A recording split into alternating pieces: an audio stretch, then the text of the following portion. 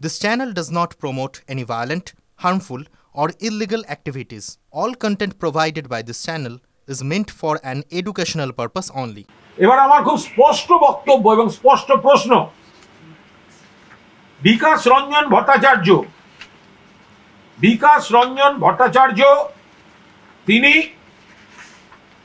এবং ওই আরো যে দু একজন, আচ্ছা এরা যখন ধর্নায় বসেছিলেন তখন এদের ধর্না মঞ্চে এই রাজু দাস যোগ্য কর্মপ্রার্থী, এর পাশে মোহাম্মদ সেলিম কি করছিলেন? মোহাম্মদ সেলিম কি করছিলেন? আজকে সিপিএম বাধা দিতে আসছে, মোহাম্মদ সেলিম কি করছিলেন ধর্না মঞ্চে? তখন তো বলছিলেন যোগ্যদের চাকরি দিতে হবে, এরা যোগ্য। লজ্জা করছে না? মোহাম্মদ সেলিম ওখানে গিয়ে এদের বলেছেন যোগ্য, আর বিকাশ ভট্টাচার্য ওখানে গিয়ে বলছেন অযোগ্য বলে চাকরি আটকাচ্ছেন। সুজন চক্রবর্তী সঙ্গে আবার ইন্দ্রজিৎ মানে বুঝেছেন? যুব নেতা, চ্যাট নেতা, কমরেড চ্যাট। কোন মহিলাকে কি পাঠিয়েছে? চ্যাট। সুজন চক্রবর্তী বসে আছেন ওনাদের ধর্নায়, ধরুন সেই সুজন চক্রবর্তী যিনি এনাদের চাকরির জন্য 6 জানুয়ারি 2021 মাননীয় মুখ্যমন্ত্রীকে চিঠি দিচ্ছেন, এরা যোগ্য, এদের চাকরি অবিলম্বে দেয়া হোক। কে লিখছেন? সুজন চক্রবর্তী। কে সুজন চক্রবর্তী? সিপিএম নেতা। কোন সিপিএম এর নেতা? ওনাদের ধর্নায় গিয়ে বসে। আজকে বাধা দিচ্ছে কে? সিপিএম। কত বড় 2 নম্বরই ধান্দাবাজ দ্বিচারী হলে এই জিনিস হয়। দেখুন সুজন চক্রবর্তীর চিঠি, তিনি কি লিখছেন যে এই শিক্ষক নিয়োগ, সেখানে বিশেষত কর্মশিক্ষা, শারীরশিক্ষা বিষয়ের প্রার্থীরা বঞ্চিত থেকে যায়। অবিলম্বে এদের, আর বিলম্ব না করে এদের নিয়োগের জন্য দ্রুত পদক্ষেপ করুন। কে লিখছেন? সুজন চক্রবর্তী। আজকে সুজন বাবু, আপনার বিকাশ বাবু কেন বাধা দিচ্ছেন? আপনাদের ওই কোচি কমরেডরা, তারা কেন এদের জীবন নষ্ট করতে নেমেছে? চাকরি খেয়ে মজা। ধরে থাকো, আপনি বলুন।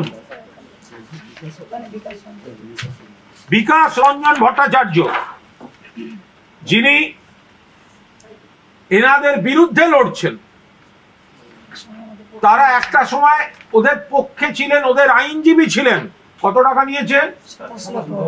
27 লক্ষ টাকা নিয়েছেন। কে নিয়েছেন? বিকাশ রঞ্জন ভট্টাচার্য। বসে আছেন কোথায়? মঞ্চে। কাদের মঞ্চে? এনাদের মঞ্চে।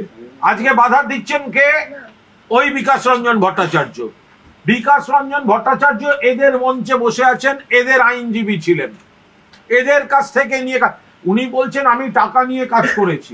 এটা তো পেশাদারি ব্যাপার 100 বার, কিন্তু এটা কোন পেশাদারিত্ব যে ক্লায়েন্টের কাছ থেকে আপনি টাকা নিয়ে তাদের চাকরির জন্য কাজ করেছেন, তাদের চাকরি আটকাবার জন্য আপনি অন্য জায়গার মামলা করছেন? এটা কোন দেশের প্রফেশনালিজম? এটা কি করে হতে পারে? বিকাশ ভট্টাচার্য কোথায়? জবাব দেবেন। এদের সঙ্গে কেন ছিলেন? আজকে বড় বড় কথা বলছেন। ধরে থাকুন। মীনাক্ষী মুখার্জি এদের মঞ্চে, শারীরশিক্ষা কর্মশিক্ষার মঞ্চে মীনাক্ষী মুখার্জি আগুন পাখি। আর আজকে সিপিএম ওনাদের ঘরে আগুন লাগাচ্ছে। বিপজ্জনক আগুন পাখি।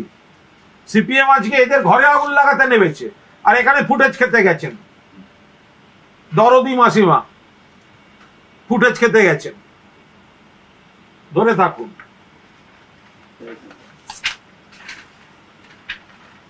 শামীম, যত ইচ্ছে গালাগাল দাও ভাই, কাল মুখ্যমন্ত্রীর নাম করে ডেকে আন।